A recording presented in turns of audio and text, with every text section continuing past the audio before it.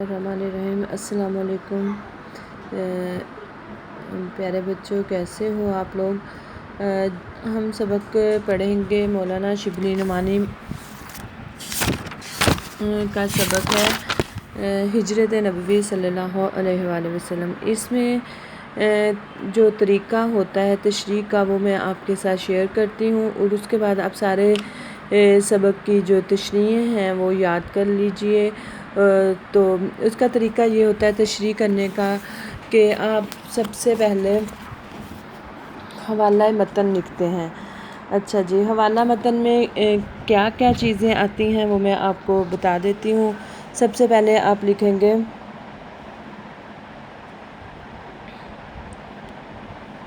حوالہ متن۔ اچھا جی، حوالہ متن لکھنے کے بعد اس میں جو چیزیں آئیں گی وہ ہوگا، سب سے پہلے ہوگا سبق کا نام، ٹھیک ہو گیا۔ اس کے بعد آ جائے گا اس میں مصنف کا نام، مصنف کا نام۔ اس کے بعد مؤخذ، اور اس کے بعد آئے گا صنف، ٹھیک ہے۔ اچھا جی، حوالہ متن میں یہ چیزیں ہوں گی: سبق کا نام، مصنف کا نام، مؤخذ اور صنف۔ سبق کا نام جو ہے وہ ہمارا ہے ہجرت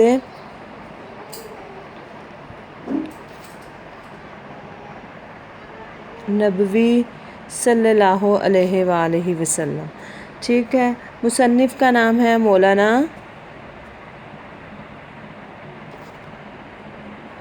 شبلی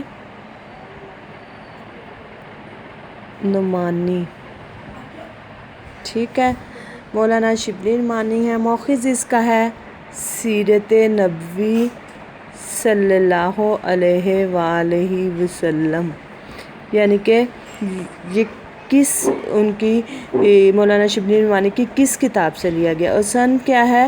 صنف ہے یہ سیرت نگاری، سیرت نگاری ہے اس کی صنف، ٹھیک ہو گیا۔ اس کے بعد آپ آ جائیں گے جو انہوں نے آپ کو مشکل الفاظ یا خط کشیدہ الفاظ دیے گئے ہوں گے۔ خط کشیدہ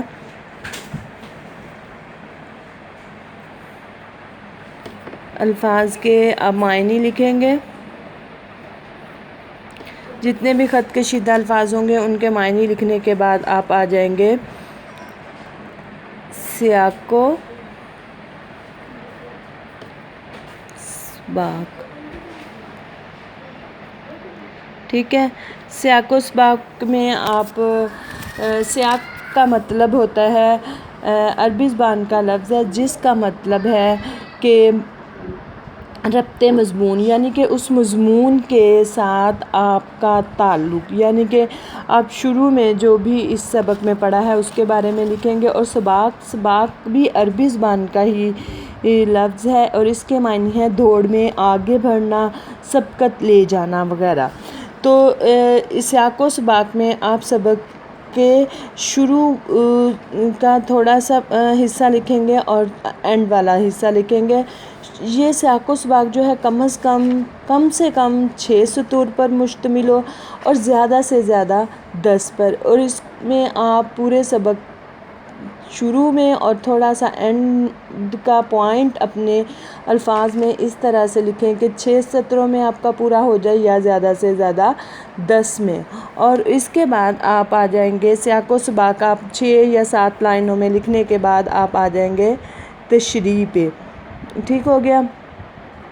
تشریح جو ہے وہ جو آپ کو پیراگراف دیا گیا ہوتا ہے اس کا 3 گنا کرنا ہوتا ہے۔ تشریح میں آپ نے تمام الفاظ جو دیے گئے ہوتے ہیں مشکل ان کے معنی اور سادہ الفاظ میں لکھنا ہے اور ڈیٹیل کے ساتھ پورا آپ نے اس کو لکھنا ہے۔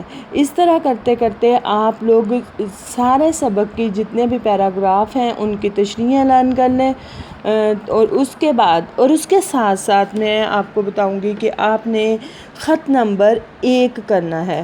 خط نمبر 1 ساتھ یاد کریں کہ اپنے والد صاحب کو خط لکھنا ہے جس میں آپ نے اپنے امتحانی کارکردگی بتانی ہے۔ اس کو یاد کریں اور اس کو لکھنے کے بعد ان تشریحوں کو بھی یاد کریں اور سوال جواب بھی سبق کے یاد کریں، اور پھر میں آپ کا ایک ٹیسٹ لوں گی اور خط یاد کرنے کے بعد لکھیں اور میرے ساتھ شیئر کریں۔ شکریہ۔